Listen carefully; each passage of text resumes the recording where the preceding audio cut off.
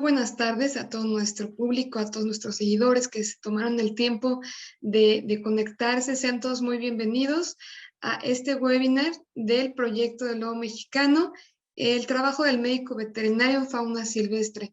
Este webinar es con motivo del mes en la conmemoración del Día del Veterinario, aunque hoy también estaremos conmemorando el Día Internacional del Lobo.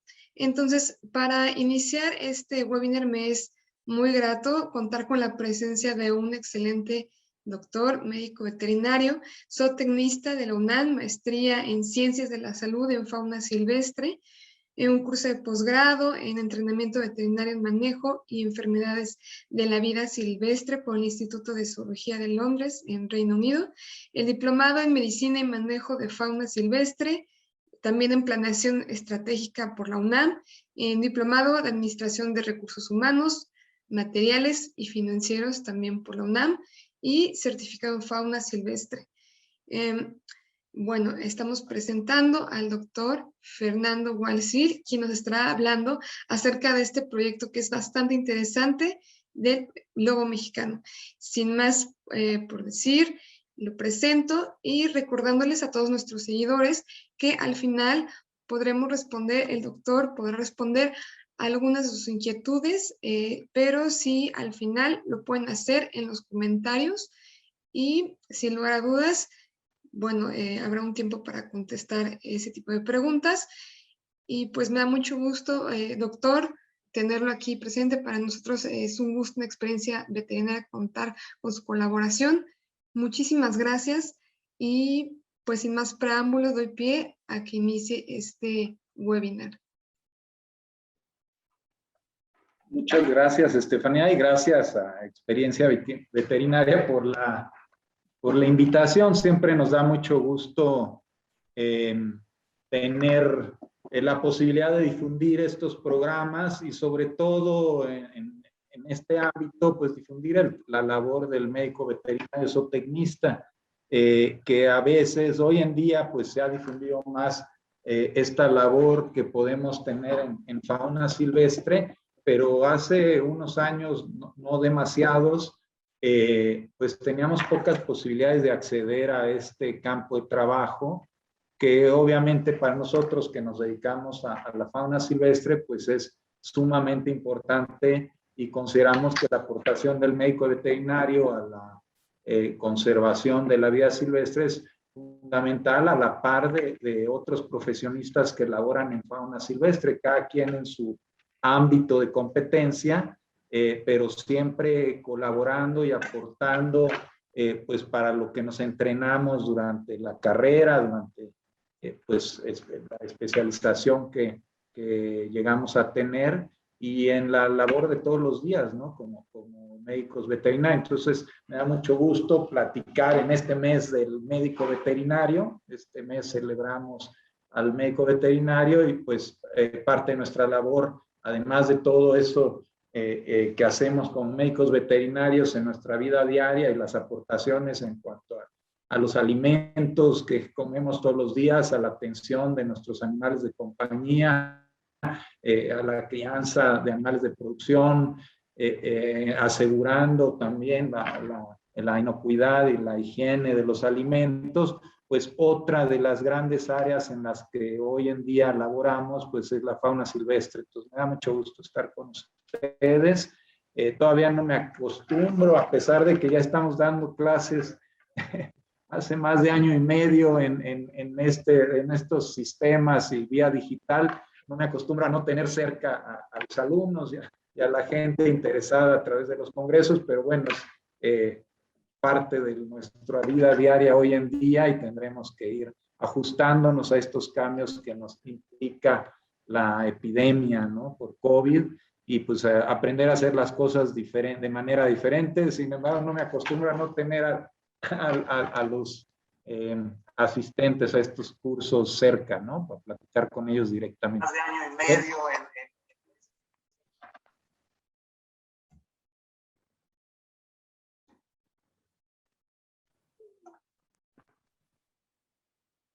Estoy compartiendo la pantalla me avisan si ya estuviera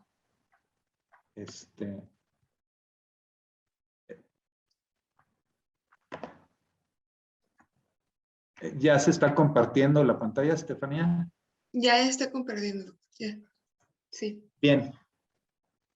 Como les comentaba, esta es una de las áreas en las que los médicos veterinarios podemos laborar, y es en el manejo y en la conservación de la fauna silvestre, ¿no? Con algunas actividades específicas de nosotros y otras que compartimos con otros profesionistas y profesionales. Esto es trabajo de equipo. El programa de conservación implica, de cualquier especie, implica la colaboración tanto de instituciones, a veces inclusive entre países, y pues cada uno de nosotros colabora con lo que sabe y con lo que puede aportar. Hay mucha gente por parte de los zoológicos que ha colaborado en este proyecto y con diferentes actividades. Solo menciono aquí a dos de mis colaboradores, Rogelio Campos y Xochitl Ramos, que son médicos veterinarios también y participan en los proyectos de conservación de los zoológicos, en este caso de los zoológicos de la Ciudad de México, y específicamente en este proyecto de conservación del lobo mexicano. La historia con los lobos no es algo de hace unos cuantos años, tiene toda la vida desde que el hombre existe. Empezamos a convivir con especies silvestres, y una de las primeras especies silvestres con las que convivimos íntimamente fue el lobo, ¿no? Aquí nada más es para pues ilustrar un poco esa domesticación que sufrió el lobo. Fue el primer animal silvestre que fue domesticado, que es un proceso de evolución y de selección por parte del ser humano. Y pues esta historia tiene más de 20,000 años, ¿no? Desde que desde que el hombre existe como tal, pues convivimos con el lobo, ¿no? Y más, de manera más íntima, al momento de domesticar al lobo, todos esos perros domésticos que conocemos y esas razas, así sea un pug o un San Bernardo, todos tienen genes de lobos porque fue su ancestro, el ancestro común de todas esas razas que hoy en día conocemos y que conviven con nosotros todos los días. Entonces el lobo es de esas especies que llaman la atención, que nos llaman la atención como ser humano desde que existimos, y que son sumamente carismáticas, ¿no? Pues nos da mucho gusto que hayan escogido este tema, porque para nosotros es un gusto trabajar con esta y muchas otras especies. Hablando de conservación, hay muchas formas de hacer las cosas, ¿no?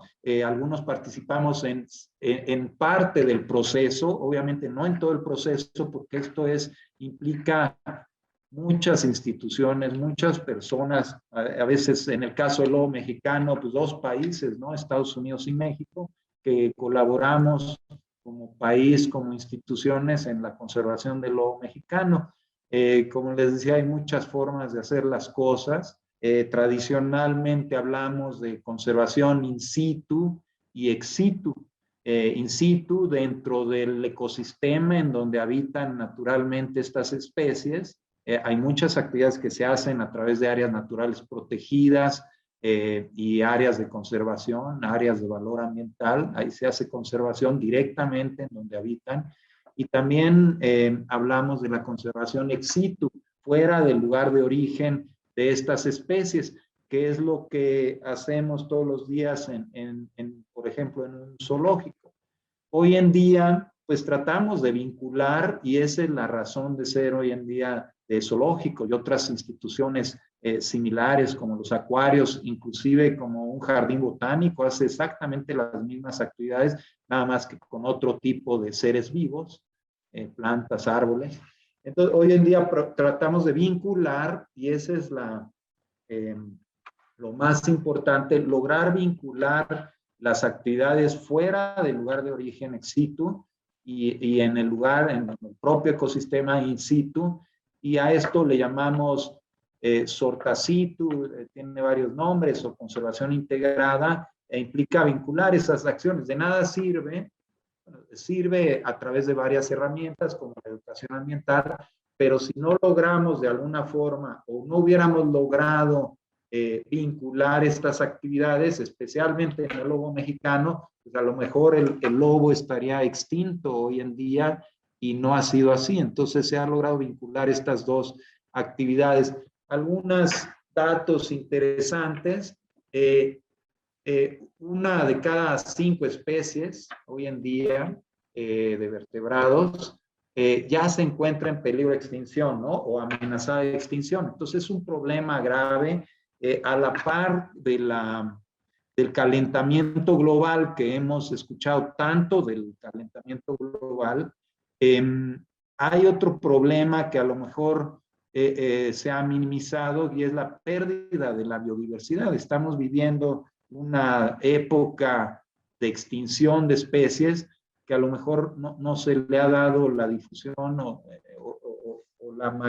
se ha visualizado en la magnitud que tiene. Entonces, la pérdida de la biodiversidad es un problema muy grave y que en un momento dado pues puede tener consecuencias tan graves como lo que estamos viendo, ¿no? Ese irrupción del ser humano en áreas naturales que anteriormente no estábamos ahí presentes, pues provoca el brinco de las enfermedades y de agentes patógenos de un lugar a otro y que llegue al ser humano, que es precisamente lo que estamos viendo. Todavía no logramos saber la película completa, seguramente en algún tiempo sabremos cómo brincó esta enfermedad que estamos sufriendo, el COVID-19, y seguramente sabremos qué fue lo que pasó, pero no es nada más por el COVID, hay muchas enfermedades que le llamamos emergentes que han llegado al ser humano y han provocado un problema en la salud del ser humano y de otras especies, ¿no? Debido a esa irrupción del ser humano en áreas naturales que de otra forma no estaríamos ahí, ¿no? Entonces, y obviamente, pues esta explotación irracional de recursos, incluyendo a la fauna silvestre, pues tiene consecuencias. Entonces, una quinta parte de los vertebrados que conocemos se encuentra amenazado, en peligro de extinción. Sin embargo, pues ya se tienen muchas de estas especies en zoológicos y en instituciones de conservación. Un dato importante es que una cuarta parte de las especies que se han recuperado de alguna u otra manera, que han mejorado su situación en cuanto a conservación se refiere, una cuarta parte se logró gracias al trabajo de reproducir a estas especies de forma ex situ en zoológicos. Entonces, ese dato es importante. Una cuarta parte de especies que han mejorado su situación se ha logrado gracias a estas instituciones. Obviamente no es la única herramienta, hay otras formas de hacer conservación, pero cada especie requiere diferentes enfoques, depende de su situación y el tipo de especie. Obviamente el lobo mexicano es una de estas especies que se ha logrado su recuperación gracias a su reproducción ex situ, ¿no? En zoológicos y criaderos de este tipo de especies.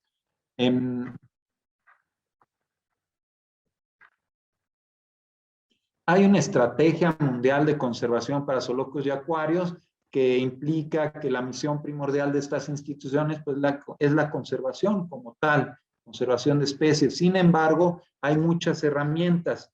Lo que estamos haciendo el día de hoy, ¿no? La difusión, la comunicación es una de estas herramientas que se tiene para conservar especies.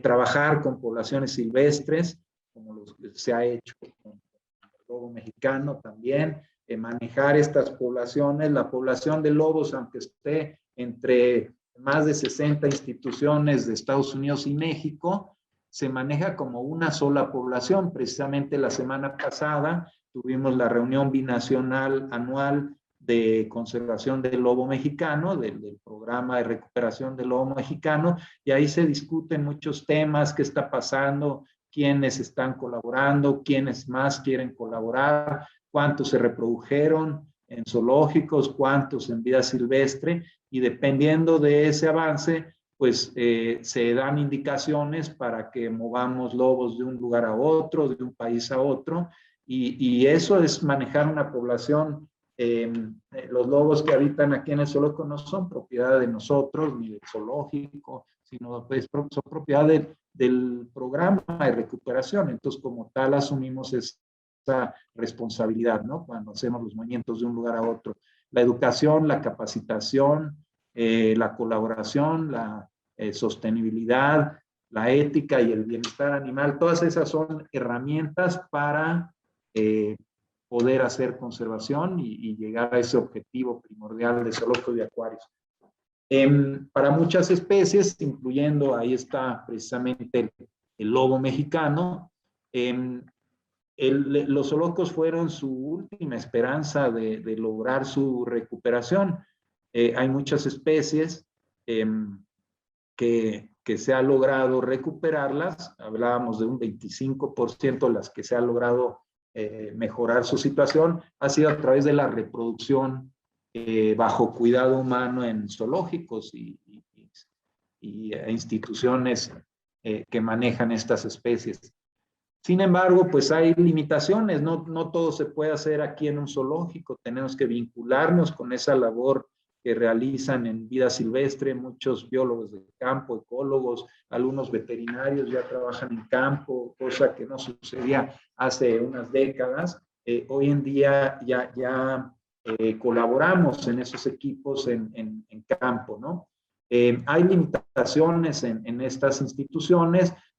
Mantener la diversidad genética ha sido difícil, pero se ha logrado en el lobo mexicano. El espacio disponible pues no es mucho. Hoy en día ya estamos saturados de lobo mexicano en las instituciones que ya participamos. Entonces, a veces, a pesar de que está en peligro de extinción, pues se requiere más espacio y a veces tenemos que limitar la reproducción en estas instituciones de estas especies que a veces que están en peligro de extinción y pues no hay espacio, ¿no?, disponible, porque también la situación en vida silvestre pues continúa siendo difícil para mantener a los lobos. Ahorita comentamos al respecto. La factibilidad de reintroducir a veces no es tan fácil, se requieren áreas muy específicas y mucho trabajo de campo previo a las reintroducciones, ¿no? La dificultad de mantener estas especies, pues no es fácil mantener muchas de estas especies. El lobo mexicano pues tenía una distribución muy amplia, desde el sur de Estados Unidos hasta el norte y centro de México, y eso se fue perdiendo por muchas razones, desde que el ser humano cruzó el estrecho de Bering y colonizó América. Se empezaron a perder esas grandes especies que habitaban en las planicies de Norteamérica, como los mamuts y mastodontes y ese tipo de animales, se empezaron a perder por el contacto y la presión del ser humano. Y más adelante, pues, en la historia, pues, todos creo que escuchamos de niños la historia de la Caperucita Roja y el lobo feroz, que fue la forma en que nos plantearon qué era el lobo, ¿no? Hoy en día sabemos que el lobo es importantísimo en su ecosistema, que regula poblaciones de otras especies. Hay unos videos impresionantes en YouTube, lo pueden encontrar, cómo los lobos cambian el cauce de un río, que nos dan una clase de ecología en 5 minutos de la importancia que tienen los grandes depredadores en las poblaciones silvestres, ¿no? Controlan especies, otras especies que si son muy numerosas acaban con su entorno, y los lobos son quienes la controlan, los lobos y otros depredadores. Entonces, es una parte importantísima de la ecología de los lugares en donde habitan, y pues los orillamos a la extinción por nuestras actividades. Se fue perdiendo por diferentes razones.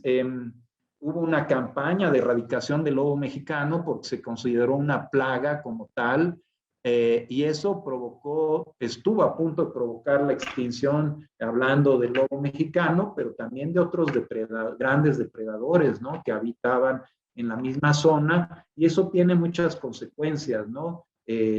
Proliferación de otras plagas como ratones, ratas.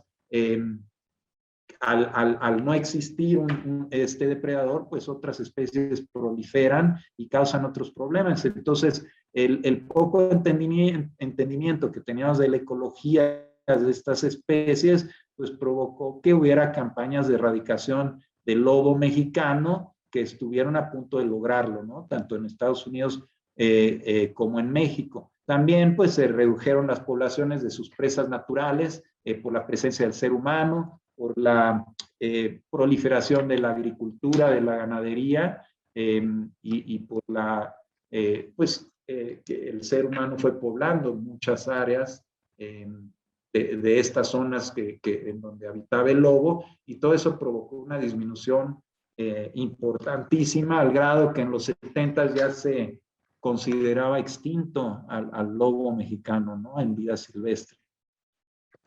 Sin embargo, pues hubo gente que se dio cuenta de lo que estaba sucediendo y se iniciaron por ahí de los 70s, 80s, ya más cercano a los 80s, un plan de recuperación que inició en Estados Unidos para intentar recuperar esta especie que aparentemente ya se había perdido en vida silvestre.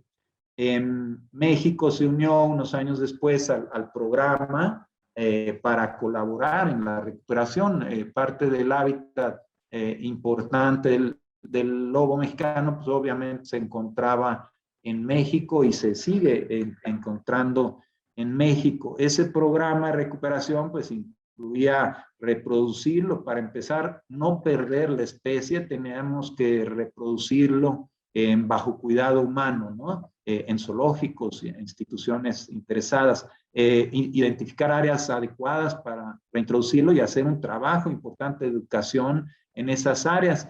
La idea de muchos de nuestros abuelos, bisabuelos, pues era exterminar al lobo. Eso tiene que cambiar, ¿no? Ahora que sabemos lo importante que son en la ecología de los lugares donde habitan. Esto no fue fácil porque pues se perdió el lobo y tuvieron que capturar algunos de vida silvestre, los últimos que existían. Inclusive se contrató a uno de los tramperos más reconocidos de lobos mexicanos, que trabajó para la erradicación del lobo mexicano, McBride. Se contrató para capturar a los últimos ejemplares del lobo mexicano para iniciar su recuperación. Las ideas cambian, los paradigmas cambian. Hoy en día sabemos qué importantes son y pues tenemos otra idea de lo que es el lobo. Habrá que seguir difundiendo esa imagen del lobo como una parte importante de la ecología de estos lugares. Entonces capturaron a los últimos y los fundadores del programa son 7 lobos. O sea, a partir de 7 lobos se inició este programa de recuperación. Posteriormente hablamos de 3 linajes del programa, linajes, familias de lobos, McBride, Ghost Ranch, y orgullosamente el Zoológico San Juan de Aragón aportó un tercer linaje para aumentar un poco la genética del lobo, que estaba a punto de perderse con tan pocos fundadores del programa, ¿no? A partir de eso, pues se inició ya el programa de recuperación.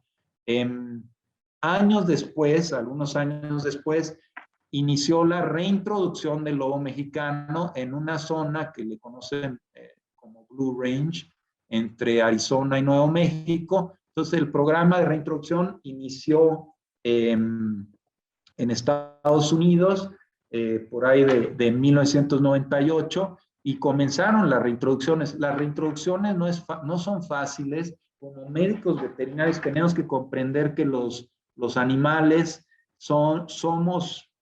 que los humanos pues somos parte de el reino animal, somos paquetes biológicos, ¿no? Nos movemos por todos lados con nuestros virus, bacterias, hongos, parásitos, y para todos lados andamos dispersando todo lo que traemos con ese concepto del paquete biológico. Entonces, no es fácil reintroducir especies desde el punto de vista de higiene, de sanidad.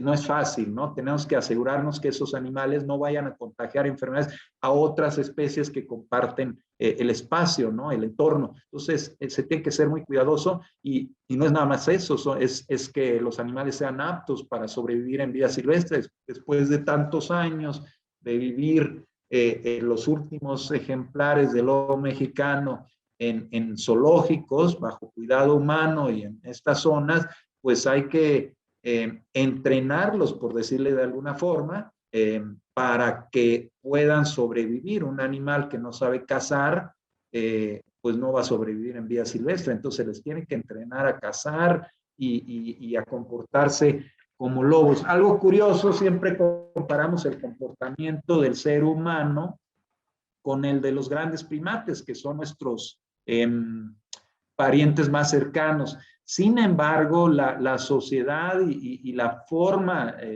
de comportamiento de los lobos es similar al ser humano, ¿no? Forman grupos ellos. Y uno de los grandes brincos evolutivos que dio el ser humano para sobrevivir fue precisamente la colaboración entre unos y otros para lograr ir y cazar presas más grandes que uno, si no, no hubiéramos sobrevivido como ser humano, como especie. Esa colaboración se da en los lobos, en general, en todas las especies de lobos, y gracias a eso sobreviven en vida silvestre y tienen alimento y cazan presas más grandes que ellos porque saben colaborar, y eso es muy similar a lo que hace el ser humano al crear sociedades, ¿no? Entre nosotros, ¿no? Entonces, a veces pues, también comparamos nuestro comportamiento con el del propio lobo, ¿no? Por eso pues, somos tan empáticos. Algunos pues consideraban al lobo un enemigo, sin embargo, hoy nos damos cuenta que pues es parte del entorno y que y si queremos conservar esos entornos sanos, tiene que haber depredadores, y entre ellos, pues, lobos mexicanos en ese entorno natural, el que queda, ¿no? Entonces, parte de este programa de reintroducción incluyó identificar esos sitios y hacer labor de convencimiento, ¿no? Pues hay gente que vive ahí, eso es bien importante, que la gente que convive con estas especies silvestres, pues tiene que estar de acuerdo en que van a convivir con ellos con ciertas reglas. No podemos andar cazando lobos mexicanos si estamos tratando de recuperarlo. Entonces, antes de reintroducir estas especies, tiene que haber un programa que muchos biólogos de campo lo han hecho y otros profesionistas, antes de estas reintroducciones, de convencer a la gente local que van a convivir de nuevo con estas especies y aprender a convivir con ellas. Eso es parte fundamental de estos programas. Ya ha habido mucha gente trabajando en eso y gracias a ellos pues, se han logrado áreas de reintroducción. En México nos tardamos un poquito más en lograr las reintroducciones. Por ahí hubo una reunión hace muchos años, a mediados de los 2000, de esa década, en el que ya hablábamos o comenzamos a hablar de las posibilidades de reintroducir al lobo mexicano de este lado de la frontera, ¿no? Porque ya había una población en Blue Range y se decidió hasta el 2011 se logró una reintroducción en Sonora que no prosperó como se hubiera querido. Hubo algún envenenamientos, no se sabe si directamente al lobo o de ese veneno que ponen en muchos lugares para control de plagas, que pues al final del día pues los depredadores tienen acceso a él también. Entonces, fue un ejercicio muy importante, se tenía que ya tomar la decisión, si no, nunca se iba a hacer, y qué bueno que se hizo, y posteriormente se decidió que había un mejor hábitat en Chihuahua y las últimas reintroducciones se han realizado en Chihuahua. Entonces México ya cuenta con una población en vida silvestre y algo importantísimo que la gente hay noticias de todas y hay noticias bien importantes que a veces se pierden. Una de ellas fue que el lobo mexicano logró brincar, como les decía, alejarse de la extinción, y gracias a esas primeras reintroducciones y a que se está trabajando en que se restablezca la población, hoy en día en Chihuahua, muchos biólogos están trabajando ahí durísimo para monitorear a los lobos, asegurar cuidarlos de alguna forma, traen su radiocollar, para estarlos monitoreando. Eso implica mucho trabajo de campo, ¿no? Y gracias a esas personas que están en campo, tenemos un programa de reintroducción de lobos mexicanos. Por eso esto es una cuestión de colaboración, ¿no? Entre muchos interesados en el tema, muchos actores que se interesan por el lobo por diferentes razones, pero es mucho trabajo en campo que gracias a eso hay una población hoy en día en México en vida silvestre.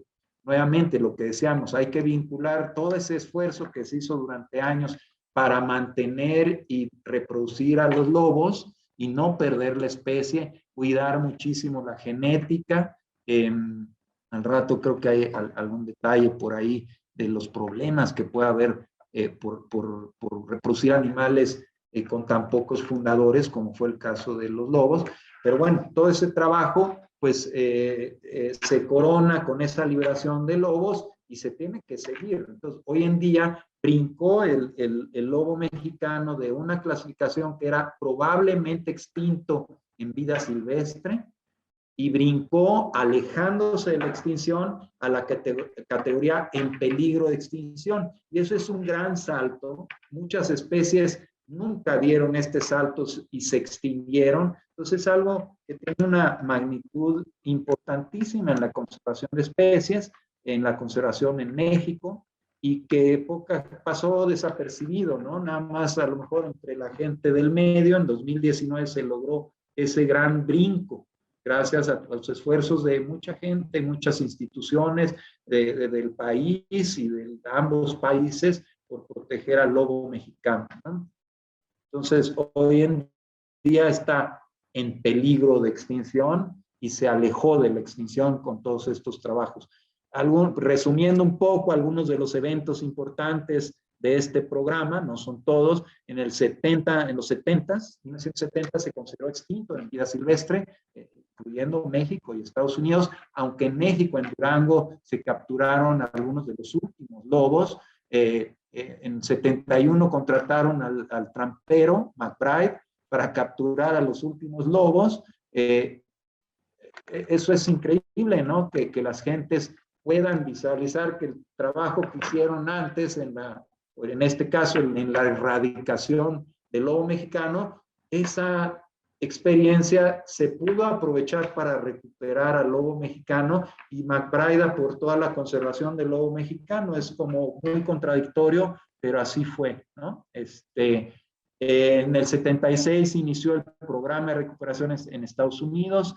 En 97, ahí me brinqué muchos años, pero bueno, son de las cosas que fui recordando importantes. Se integró un subcomité técnico consultivo a nivel nacional en México para que todos los interesados y gente con experiencia, biólogos, médicos, veterinarios, ecólogos, funcionarios de instituciones del medio ambiente en México, pues colaborara con su experiencia para promover la conservación del lobo mexicano. En 98 fueron las primeras liberaciones en Estados Unidos. Ahí está el taller ese que les comentaba. Fue una reunión en el 2006 en Nuevo León, en donde ya se habló de la posibilidad de empezar el programa de reintroducción en México. Habíamos trabajado muchos años con la reproducción en zoológicos, y fue hasta ese año, 2006, que nos reunieron a los interesados o a los que podían aportar al programa para ir viendo esa posibilidad que pues se dio hasta el 2011, ¿no? En México. Posteriormente, primero en Sonora, luego en Chihuahua, y actualmente pues se promovió esa reclasificación del lobo alejándose de la extinción, ¿no? Los zoológicos, pues como les decía, han sido parte fundamental del programa y ahí es parte del trabajo que hacemos como médicos veterinarios, que hemos tenido la fortuna de trabajar con estas especies bajo cuidado humano en zoológicos, pues nos involucramos con esta y otras especies en su cuidado diario, ¿no? En conjunto con personal técnico, cuidadores de animales, biólogos, etcétera. Trabajamos todos los días en mantener a esta especie, promover su reproducción cuando así lo dicta el programa de recuperación del lobo. Se hace investigación en diferentes ámbitos de competencia, pero una de las principales actividades fue la de reproducción, ¿no? En zoológicos, para mantener viva la esperanza de recuperar esta especie. Hoy en día, la parte de difusión, educación ambiental, pues es algo que hacemos todos los días en los zoológicos, difundiendo este y otros programas, que la gente entienda la importancia de estas especies en su entorno, ¿no? Y cómo podemos convivir con ellos y cómo podemos ayudar a un ambiente mejor, ¿no? Que ese ambiente pues lo compartimos con estas especies. Entonces, todos tenemos ese derecho en la Constitución a un ambiente sano. Bueno, pues hay que trabajar para mantener ese ambiente, medio ambiente sano, que es el mismo que compartimos, y mientras esté sano, para que estas especies se mantengan vivas, pues ese mismo ambiente que compartimos va a ser sano para todos nosotros, ¿no? Entonces, es ese, en el ambiente de médicos veterinarios hablamos de un mundo, una salud, precisamente es ese mismo concepto de mientras mantengamos el ambiente sano para otras especies, pues también va a ser ese mismo ambiente, es el que compartimos y pues será un ambiente más sano para nosotros mismos, ¿no? En los zoológicos de la Ciudad de México mantenemos un banco de germoplasma, creo que había otra diapositiva de esta, ahorita regreso al tema.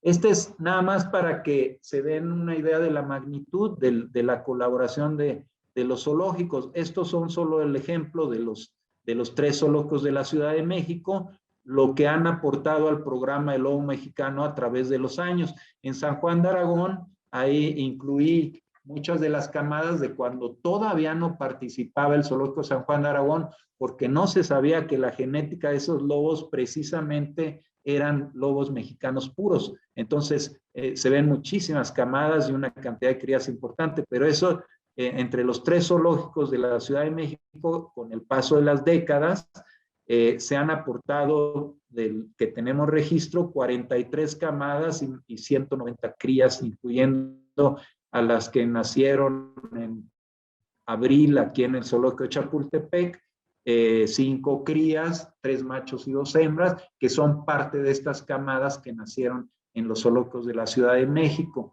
Hoy en día hay 63 instituciones entre Estados Unidos y México que participan en el programa, 26 en México, que incluye zoológicos, UMAS, que muchos zoológicos somos UMAS, unidades de manejo para la conservación de la vida silvestre, y algunos centros de preliberación que son importantísimos para lograr entrenar y rehabilitar a los lobos que van a liberarse y que van a valerse por sí mismos, ¿no? Cazando en vida silvestre, etcétera, ¿no? Para eso son los centros de preliberación. Y en Estados Unidos hay 37 instituciones que elaboran en este programa.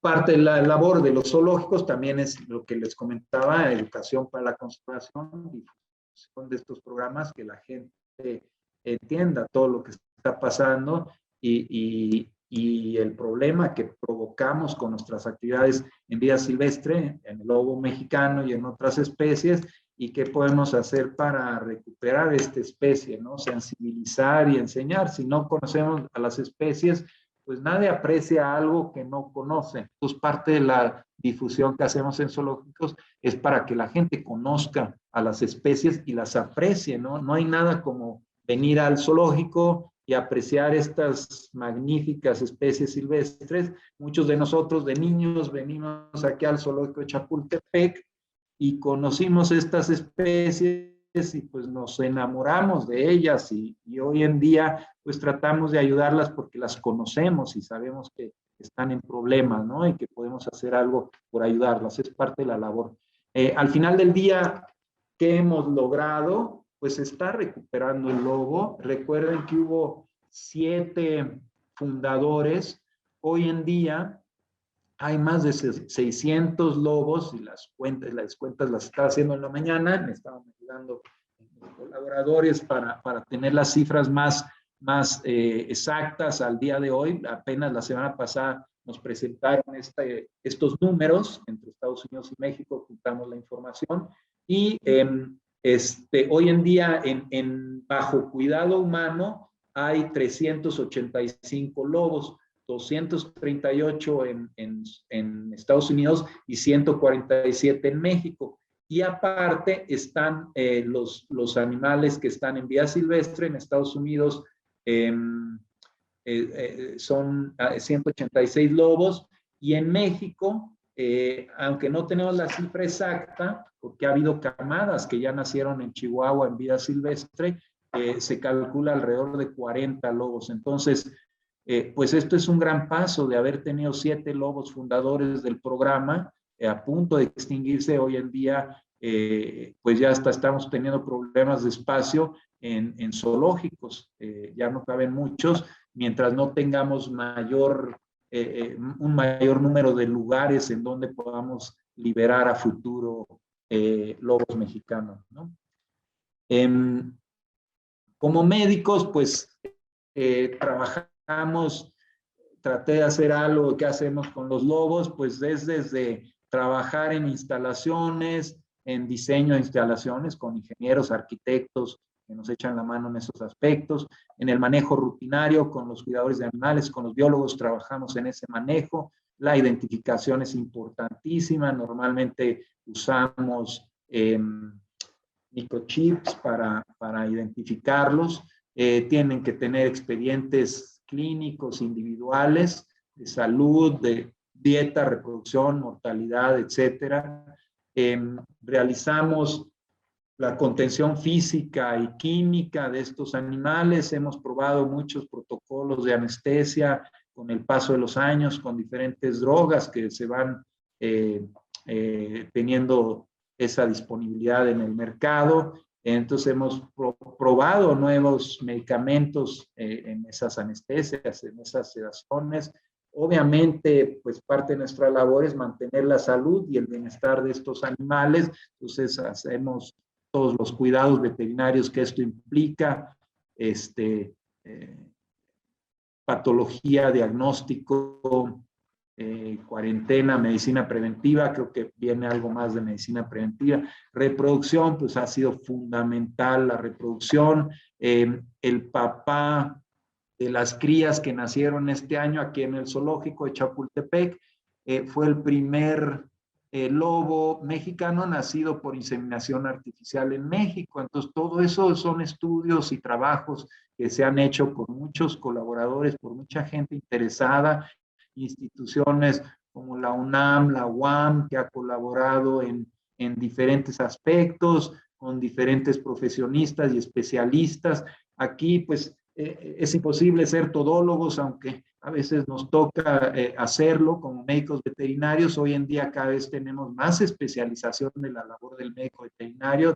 Antes no lo teníamos, pero hoy tenemos nutriólogos, patólogos, ya hay un grado importante de especialización en el área de fauna silvestre, y si no, cuando no lo hay, pues traemos especialistas de otras áreas. Pues quién mejor que un especialista en pequeñas especies que se dedica a perros y gatos, que como modelo de un lobo, pues qué mejor saber de perros. Entonces muchos especialistas en perros y gatos nos han ayudado con el paso de los años en diferentes actividades con los lobos mexicanos y con otras especies, dependiendo de la especie, pues pedimos ayuda de muchos especialistas en diferentes áreas. Nuevamente, esto es de colaborar, ¿no? Y de atender de la mejor manera estas especies en peligro de extinción. Reproducción, atención de crías, crianza artificial, en ocasiones lo tenemos que hacer cuando la madre no produce leche o por alguna razón no atiende a las crías. Alimentación, nutrición, transporte, traslados de animales. Obviamente dependemos de diferentes instancias. Hay mucho médico veterinario también laborando en instituciones de gobierno, como la SADER, como la Semarnat, en donde hay médicos veterinarios con conocimiento de fauna silvestre que están en la parte de gestión, de permisos, de trabajo en campo. Entonces, pues esta labor escapa de las paredes de un zoológico porque hay mucha gente involucrada en diferentes ámbitos de competencia. Algo interesante, les decía, en el zoológico de Chapultepec mantenemos el banco de recursos genómicos del programa del lobo mexicano de México. Estamos manteniendo en poco espacio material genético de estos individuos que se perpetúa por muchos años, un animal que muere y que a lo mejor genéticamente era valiosísimo. Si guardamos esperma, ovocitos de ese animal, pudiéramos perpetuar su genética por muchos años más de lo que es la vida de un lobo, que por ahí de los 14, 15 años ya son animales de muy avanzada edad, y que congelando ese material genético podemos perpetuar su genética durante muchos años. Ese banco de recursos genómicos se encuentra aquí en el zoológico de Chapultepec y hemos guardado más de 550 muestras de más de 57 ejemplares que hoy en día muchos de ellos ya murieron por edad, por diferentes cuestiones, pero está congelado su material genético en le llamamos, es un concepto muy interesante del zoológico congelado, el arca congelada, que nos va a permitir utilizar ese material genético de muchos individuos, de muchas especies, dentro de muchos años, cuando se requiera. Hay que ir guardando ese material genómico de diferentes especies en peligro de extinción por si lo necesitamos usar a futuro, ¿no? Y es el caso del lobo mexicano. Medicina preventiva, pues hay muchos aspectos como son parientes de los perros, son los antecesores de los perros, entonces todas esas enfermedades que conocemos de perros, pues obviamente los lobos son susceptibles al entrar en contacto con nuestros animales domésticos, pues como dice esta caricatura, pues se podrían contagiar de cisticercos, trichinela y otras cosas por andarse comiendo a un animal doméstico. Mejor que ni se acerquen a ellos, ¿no? Hay que asustarlos y hacer lo necesario para que no se acerquen a nuestras granjas y no entrar en conflicto, que fue lo que generó principalmente esa campaña de erradicación del lobo mexicano, ¿no? Entonces, hay diferentes técnicas de aversión, de evitar que se acerquen a los animales domésticos. Lo importante es que el medio ambiente esté sano. Si el ambiente está sano y hay suficientes venados, conejos y especies que consumen, pues no tendrán por qué estar cazando ganado, ¿no? De ninguna manera. Entonces, mientras mantengamos un ambiente sano para estas especies, pues no hay conflicto. Obviamente se llegan a presentar esporádicamente conflictos y hay otras formas de subsanar esos conflictos. En México hay un programa que le llamamos el seguro ganadero, que permite que los ganaderos que pierden una vaca o alguna parte de su ganado por depredación puedan recuperar a través de ese seguro ganadero pues lo que invirtieron en ese animal. Entonces es una forma de compensar cualquier pérdida que pudiera haber con estos grandes depredadores. Dentro de la medicina preventiva, pues lo que sabemos hacer como médicos veterinarios en esta y otras especies, cuarentena, aislamiento de animales, para evitar contagios de animales recién llegados y de nuestro propio hato, por decirlo de alguna forma, de nuestra propia colección, control de parásitos, control de plagas, higiene, desinfección, nutrición y alimentación, todo eso es medicina preventiva, ¿no? Que es la mayor parte de la labor que hacemos ya atendiendo animales bajo cuidado humano como médicos veterinarios, es medicina preventiva. Es muy difícil darle tratamiento a estos animales y difícil que el posoperatorio, cuando hay que hacer cirugía o el tratamiento, se complica por ser animales silvestres que generalmente pues, no manejamos tan fácil. Entonces, pues preferimos prevenir las enfermedades que estarlos dando tratamiento. Obviamente, cuando hay que dar tratamiento, pues también lo hacemos, ¿no?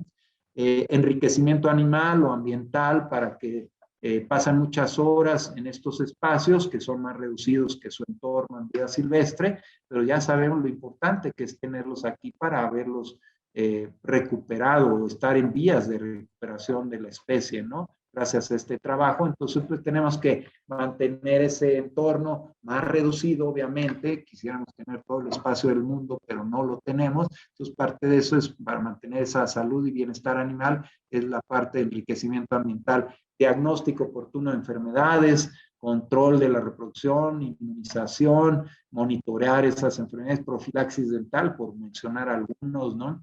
Prevención de zoonosis, revisión y mejora de programas médicos de rutina. Todo eso es medicina preventiva, ¿no? Que es lo que sabemos hacer los médicos veterinarios.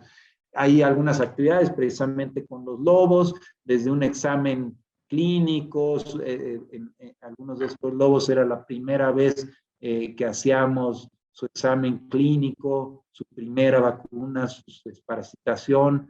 Aquí son animales ya de edad avanzada que se está haciendo un electrocardiograma, examen físico, todo lo que aprendemos a hacer en la carrera como parte del examen físico, temperatura, auscultación, palpación, todos esos métodos propedéuticos pues se aplican de la misma manera. Aquí la gran diferencia es cómo le ponemos las manos encima a ese animal, ¿no? Hay que contenerlo, ¿no? Y ahí sí hay diferencia. La parte del tratamiento, de la revisión y ese examen físico, toma de muestras, es exactamente igual, nada más que hay que contenerlo de alguna manera, ya sea física o químicamente, y ahí está en buena medida la diferencia que hay en el manejo de estas especies silvestres, ¿no?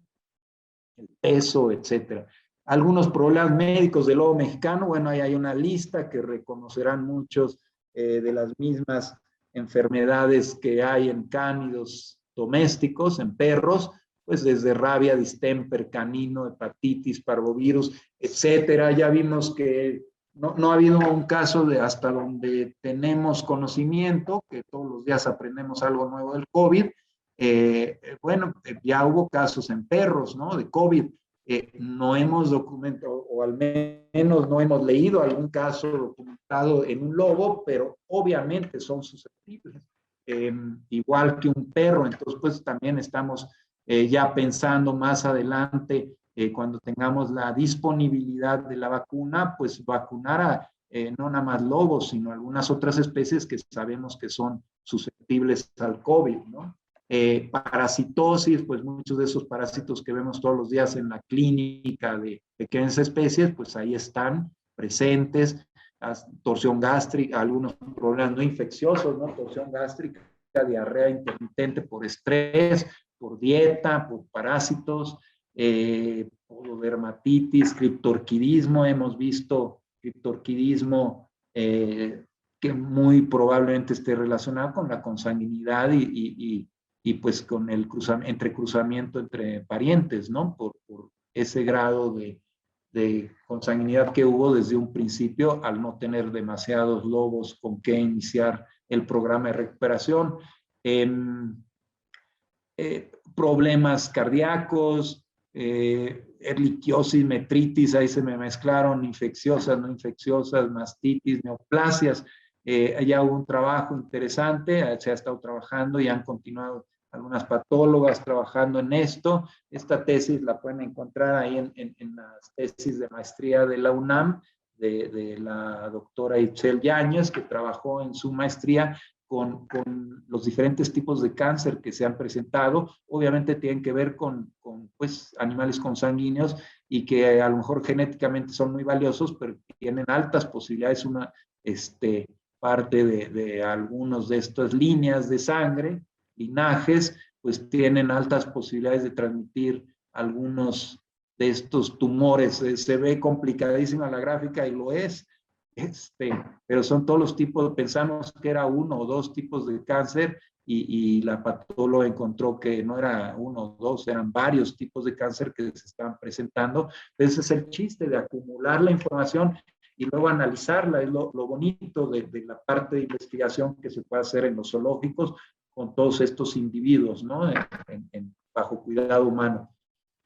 Al final del día, ¿cómo logramos todo esto? Pues hay que capacitar al médico veterinario a trabajar con fauna silvestre, ¿no? Cada vez, cuando yo entré a la carrera, los grupos, mis primeros grupos éramos aproximadamente 80, 60, 80 estudiantes en los primeros semestres en los grupos. Ya después se iba disminuyendo el tamaño de los grupos, pero éramos muchos.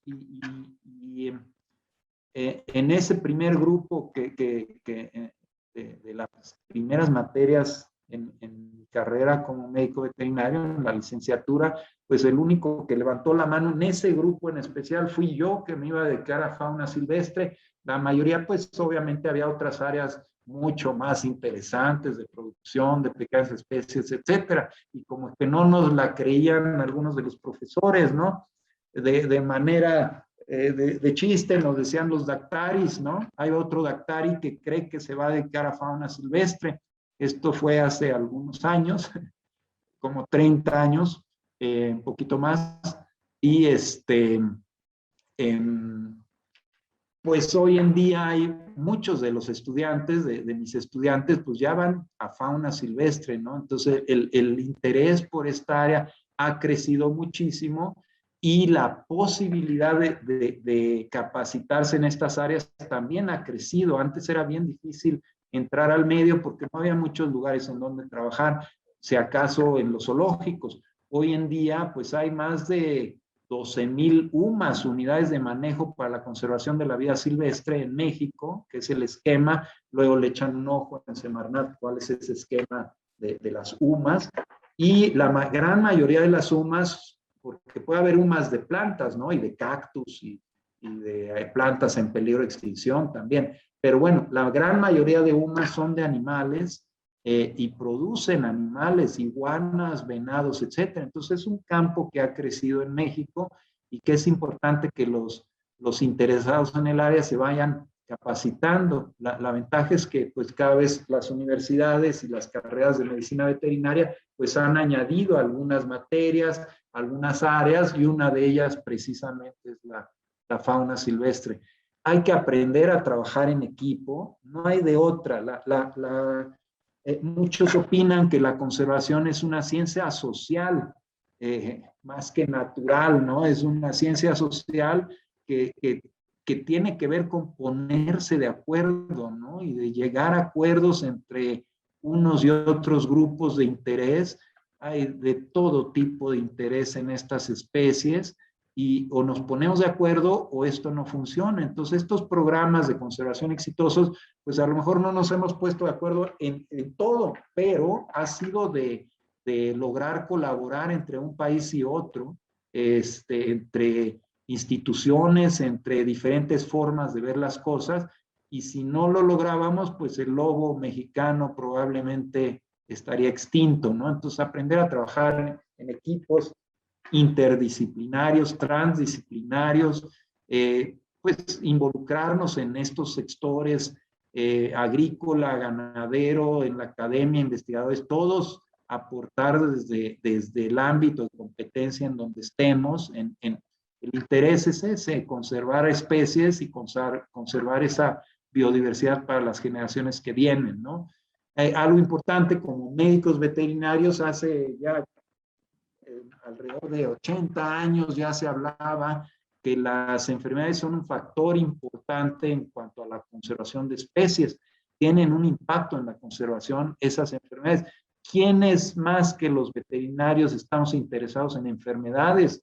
Obviamente hay muchos biólogos trabajando en enfermedades también, pero pues nosotros como médicos veterinarios, pues es parte de nuestra formación como profesionista. Entonces, tenemos que poner mayor énfasis en el estudio de la ecología de las enfermedades, porque las enfermedades son un factor de riesgo para la conservación de especies y muchas especies se han extinguido debido a enfermedades. Entonces, ¿no? Con más razón, pues, ¿qué mayor interés de un médico veterinario que es el estudio de la salud y de las enfermedades, ¿no? Promover estos nuevos enfoques de las cosas como una salud, los conceptos de una salud de medicina de la conservación que son similares, que tienen que ver con mantener la salud de animales domésticos, mantener la salud de animales silvestres, mantener la salud del ecosistema y para promover también la salud del ser humano. Todo está interrelacionado, por eso se llama una salud o una sola salud, ¿no? Y pues finalmente, la mayor parte de mi formación y trabajo profesional la he desarrollado muy cercano a los zoológicos, aunque como les decía hay que vincular este trabajo y trabajar en campo, en vida silvestre también para entender lo que estamos haciendo en zoológicos, pues se puede aplicar en vida silvestre. Entonces, pues nuevamente un asunto importante y especialmente en el lobo mexicano, pues los zoológicos son una parte importante y una herramienta de conservación que para muchas especies fue la diferencia y gracias a esta herramienta pues están vivas y se han alejado de la extinción, como es el caso del lobo mexicano, que es el tema del día de hoy. Voy a intentar que se vea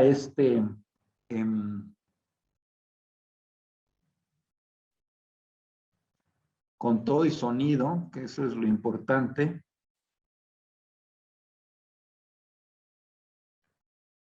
Bien, este es un video que al final del día ha valido la pena todo este tiempo invertido. Claro que sí, con ver una escena como esta del lobo mexicano de 6 semanas de edad, 5 semanas de edad, aprendiendo a aullar, y que ese lobo es importantísimo por la conservación de su especie, y que de alguna manera entre todos logramos que esa pareja se reprodujera, que lográramos traer un macho y una hembra compatible, que tomáramos las muestras adecuadas, que hiciéramos el programa de medicina preventiva adecuado y sus vacunas y su desparasitación, y verlo comportarse como un lobo, pues ya con eso es suficiente para decir que todo este tiempo ha valido la pena, y todas las penurias que a veces pasamos con la fauna silvestre son especies difíciles, pues vale la pena cuando vemos una escena como esta, ¿no? Espero, me avisas, Estefanía, si se alcanza a escuchar, ¿no?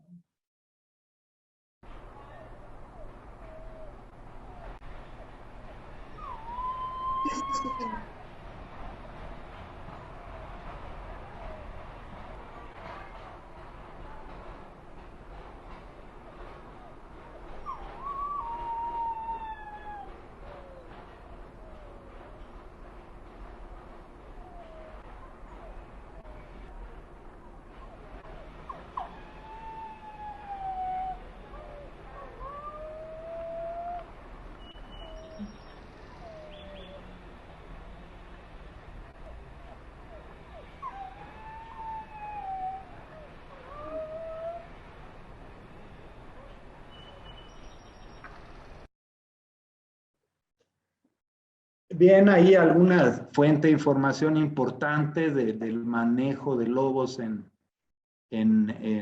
bajo cuidado humano. En México, pues hemos colaborado para mucha de esta información. Obviamente se ha difundido mucho, es muy fuerte la Asociación de Zoológicos y Acuarios de Estados Unidos y tiene muchos protocolos, programas. Sin embargo, en México para mayor información del programa del lobo mexicano está en la Semarnat. Hay unos plan de acción para la conservación de especies, los que le llamamos PASE, y ese es el equivalente a los programas de Estados Unidos, de los SSPs que les llamamos, de Plan de Sobrevivencia de Especies. El PASE en México es el programa que se está desarrollando y que en el caso de lobo mexicano ya avanzamos más allá de lo que se tenía que contemplado en el PASE, pero lo pueden consultar en Semarnat, que es nuestra autoridad que dirige todo el programa de conservación a través de la Comisión de Áreas Naturales Protegidas, la CONAM, la Dirección General de Vida Silvestre y todas las áreas involucradas en este programa, que nosotros somos parte de él, colaboramos en todo lo que podemos, pero este es un programa gigantesco con mucha gente que trabaja todos los días para conservar al lobo mexicano y que pues poco a poco se ha ido recuperando y pues es de las especies que orgullosamente hablamos que hemos de alguna manera los zoológicos contribuido a su conservación. Y eso sería todo. Muchas gracias por la invitación y por el interés.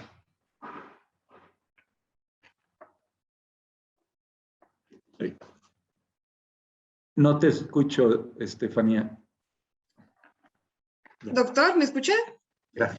Ahí está, muy bien. Pues bueno, muchas gracias, doctor. Estamos muy agradecidos con usted y con su equipo por el tiempo y esfuerzo que tomó para compartir sus conocimientos y experiencias en nuestras redes sociales. Sus comentarios fueron especialmente útiles para nuestros seguidores. Esperamos que pueda unirse con algún otro tema a nosotros en un futuro cercano. Fue muy interesante escuchar esta charla en las diapositivas que mostró de los lobos. También fue increíble escucharlos. Nos dio un panorama íntegro del proyecto del lobo mexicano. Y bueno, para dar pie a la sección de preguntas y respuestas, no sé si alguien tiene algún comentario o pregunta. Este es el momento en el que se podría hacer. Voy a leer algunos comentarios. Aquí pregunta Carla Galván. Buenas noches, doctor. ¿Hay algún manejo específico que se dé en la inseminación artificial y la superovulación en los lobos mexicanos o se utilizan los mismos métodos que en los perros? Bien, en principio se han usado técnicas similares, aunque yo no soy experto en reproducción. Ha habido algunas adecuaciones que se han hecho, pero los principios de la inseminación de perros, pues obviamente la gente que tenía experiencia en eso fueron pues la gente que inició esta parte del programa de inseminación artificial. Actualmente, otro académico de la UNAM que colabora con nosotros en el Zoológico de San Juan de Aragón, el doctor Arturo Rivera, pues está encargado de recolectar a lobos mexicanos que nos indican. Cada año le llamamos coloquialmente el draft de lobos mexicanos, que fue la semana pasada precisamente en esa reunión binacional, y ahí con los nacimientos del lobo, y tenemos el pedigrí, y le llamamos el studbook, el libro de pedigrí del lobo mexicano.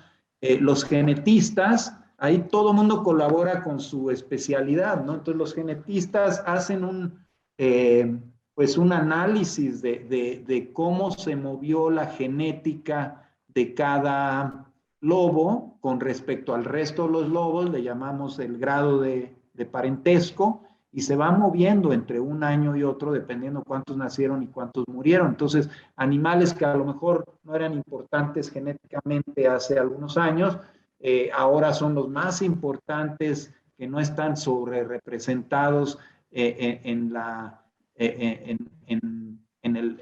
el resto de la población de lobos, y entonces es cuando dan las indicaciones de quiénes se tienen que colectar. Entonces, el equipo de zoológicos de la Ciudad de México, en colaboración con la Semarnat, pues cada año van y recolectan en diferentes zoológicos, sino animales importantes para guardar ese semen congelado en el banco de recursos genómicos que tenemos aquí en el zoológico de Chapultepec.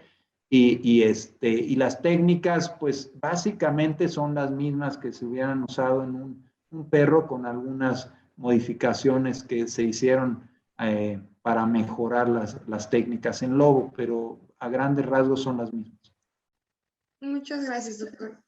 Eduardo Vadillo pregunta, ¿cuál es la mejor técnica de reproducción asistida en lobos? ¿Cuál es la mejor técnica? Bueno, lo que más exitoso ha sido es la reproducción natural. Juntar parejas que genéticamente son importantes para incrementar o mantener al menos la variabilidad genética, y la gran mayoría de lobos han nacido por reproducción natural. Entonces, ¿cuál es la mejor técnica? Yo preferiría la reproducción natural. Sin embargo, era importante empezar a desarrollar esas técnicas. El doctor Rivera pues colabora con la gente de San Luis, Missouri, la doctora Sherry Laza, que es quien lleva el programa de reproducción asistida del programa del lobo mexicano, y colaboran muy de cerca en el entrenamiento y en las técnicas, etcétera. Entonces, lo importante era hacerlo por si se requiere en alguna pareja que por alguna razón no se reprodujera naturalmente, tener esa alternativa, o por disponibilidad del individuo que estuviera lejos del lugar y no hubiera podido no se hubiera podido trasladar a donde debería de formar la pareja, pues hoy en día tenemos la posibilidad de ir, recolectar a ese lobo e inseminar a la pareja idónea para mantener esa variabilidad genética. Por otro lado, pues tenemos este banco de recursos genómicos, pues podríamos inseminar con un lobo que a lo mejor ya murió hace algunos años, tenemos la posibilidad de inseminar alguna hembra con semen de ese. Entonces, ¿cuál es la técnica? Pues yo preferiría que siempre se reproduzcan, o la mayoría de veces, naturalmente, pero ya tenemos la posibilidad de hacerlo artificialmente porque no se ha descuidado esa parte. Eso era lo importante. Y una técnica interesante que ni mencioné, que en Estados Unidos ya lo están haciendo desde hace algún tiempo, es el intercambio de cachorros para incrementar la variabilidad genética de los lobos que ya están en vida silvestre. Lo que están haciendo es coordinando el envío de camadas completas y sustituir camadas que nacieron en vida silvestre por camadas importantes genéticamente, nacidas en zoológicos, e intercambian. Entonces, eso no es una técnica de reproducción asistida, sino de sembrar a los cachorros de una camada importante genéticamente para incrementar la variabilidad genética en vida silvestre. Le llaman cross fostering en inglés, que es intercambio de los cachorros. Entonces le dejan los cachorros que habían nacido en vida silvestre a una hembra que acaba de parir en un zoológico, y los cachorros de esa pareja de zoológico, que genéticamente se cuidó la genética y que son muy importantes para incrementar la variabilidad genética en vida silvestre, se mandan al mismo tiempo a vida silvestre y se les deja a la pareja en vida silvestre y los crían en vida silvestre. Entonces, esa es una técnica que no es reproducción asistida, pero sí es de asistir a la genética de vida silvestre con cachorros recién nacidos en zoológicos. Entonces, hay muchas cosas que se está haciendo. Es una veterinaria la que está a cargo de ese programa, lo acaba de exponer del detalle la semana pasada. Entonces, son muchas cosas en las que nos podemos involucrar y de alguna manera aplicar lo que sabemos, a lo mejor en especies domésticas, en este caso en perros, al programa de lobo mexicano, ¿no? Muchas gracias, doctor. Ana Rivera pregunta, ¿qué es necesario para que se introduzcan más ejemplares de lobo a vida libre? encontrar los lugares idóneos. Hay un estudio más o menos reciente del doctor Enrique Martínez Meyer y sus colaboradores, en donde, y también hay otros del doctor Servín, en los que han encontrado lugares adecuados que se han conservado en buenas condiciones en diferentes partes de México. Aparentemente los mejores lugares son en la Sierra Madre Occidental. El chiste es tener los lugares, ya sabemos dónde son, simplemente es tener la suficiente infraestructura y personal y recursos para abrir nuevos espacios de reintroducción, porque se requiere un monitoreo. De nada sirve ir a soltar a los lobos si nadie los va a monitorear para ver cómo les fue. Entonces, para eso se requieren recursos humanos capacitados y recursos económicos para mantener el programa. Entonces, por el momento, pues se requieren pues abrir esos nuevos lugares, y no solo es eso, es trabajar previo a la liberación con la gente local para que sepa que va a haber lobos cerca y la importancia que tiene. Entonces, eso tarda muchos años a veces, ¿no? Tardamos muchas décadas en lograr la reintroducción de lobos en México y todavía hay mucho por hacer. Entonces necesitamos pues apoyos, fondos, gente interesada, gente capacitada para trabajar en esos proyectos de reintroducción y para aumentar las posibilidades de un mayor número de poblaciones, ¿no? Por el momento, pues ya con los que se tienen en Chihuahua, que son alrededor de 40, ya los biólogos que están en campo, pues ya tienen trabajo suficiente. Habría que pues buscar sobre todo fondos y preverlo con años de anticipación en el lugar para hacer la concientización de la gente local, que eso es fundamental. Si no, pues los liberan y los cazan porque no los quieren ahí, ¿no? Todo eso hay que hacerlo antes. Se requieren mucho trabajo y fondos. Muy bien, muchas gracias, doctor. Servando Dávila pregunta. Tengo una pregunta. ¿Cuáles son los requisitos de terreno o espacio para la reintroducción de una manada? Son, por ejemplo, donde se están reintroduciendo, no recuerdo la extensión, hay todo un equipo trabajando en campo, pero donde es la reintroducción ahorita para que revisen el área es Janos, Chihuahua, es una reserva natural de Janos, un área natural protegida. Ese fue el espacio idóneo para reintroducir un grupo de lobos, que algunos de ellos se van a ir dispersando en la sierra. Entonces, también lo importante no es nada más la extensión, sino que haya continuidad con otras áreas adecuadas para que el lobo se vaya esparciendo, se va a ir pues moviendo, ¿no? Son animales que tienden a moverse. Hay cifras, no las tengo a la mano, pero hay cifras de los biólogos y ecólogos que lo han estudiado referente a los espacios que requieren los lobos, ¿no? Con otras áreas, hay cifras, no las tengo a la mano, pero hay cifras de los biólogos y ecólogos que lo han estudiado referente a los espacios que requieren los lobos. Con otras áreas, hay cifras. Muy bien. Otra pregunta. ¿Se han realizado estudios ecológicos sobre este intercambio de camadas? No alcancé a escuchar. ¿Se han realizado estudios? ¿Se han realizado estudios ecológicos sobre este intercambio de camadas?